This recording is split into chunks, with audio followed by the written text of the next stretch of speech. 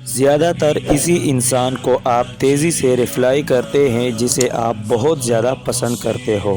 Psychology کے مطابق آپ کسی بھی چیز یا کام کو کرتے وقت اتنا خوش نہیں ہوتے جتنا بعد میں اس کو یاد کر کے ہوتے ہیں۔ عظیم ہے وہ لوگ جو دوسروں کے آنسوؤں کو مسکراہٹ میں تبدیل کرنے کا فن رکھتے ہیں۔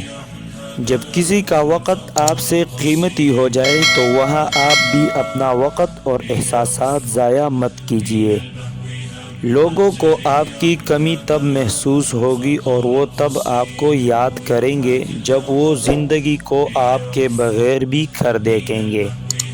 جو لوگ درد کو سمجھتے ہیں وہ کبھی بھی درد کی وجہ نہیں بنتے۔ لوگ خالص ہونا پسند نہیں کرتے لیکن تلاش ہمیشہ مخلص لوگوں کی کرتے ہیں۔ خود اعتمادی میں اگر تکبر داخل ہو جائے تو یہ بدترین انا پرستی ہے۔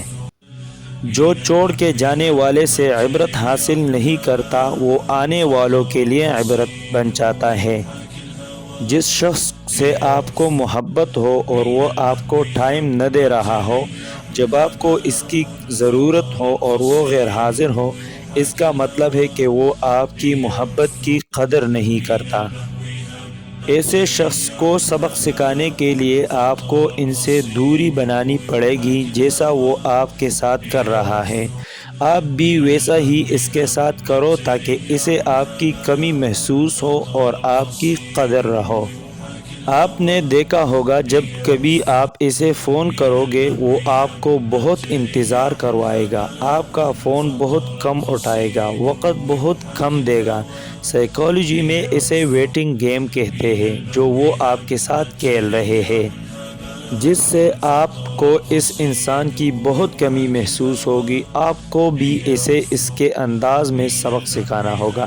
اب یہ آپ پر ڈیپینڈ کرتا ہے کہ آپ اس کی کمی محسوس کرنا چاہتے ہیں یا اسے اپنی کمی محسوس کروانا چاہتے ہیں۔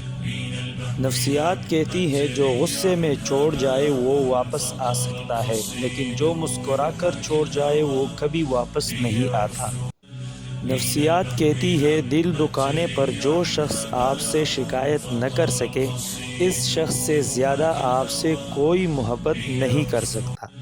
نفسیات کہتی ہے کبھی کبھی خاموش رہنا بہتر ہوتا ہے بجائے اس کے کہ آپ لوگوں کو بتائیں کہ آپ کیسا محسوس کر رہے ہیں۔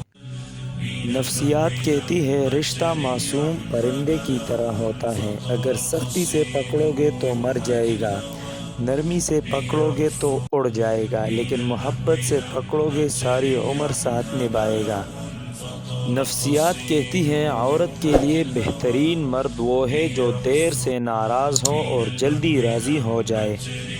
نفسیات کہتی ہے اکثر اوقات عورت کی بے انتہا محبت مرد کو بے وفا بنا دیتی ہے۔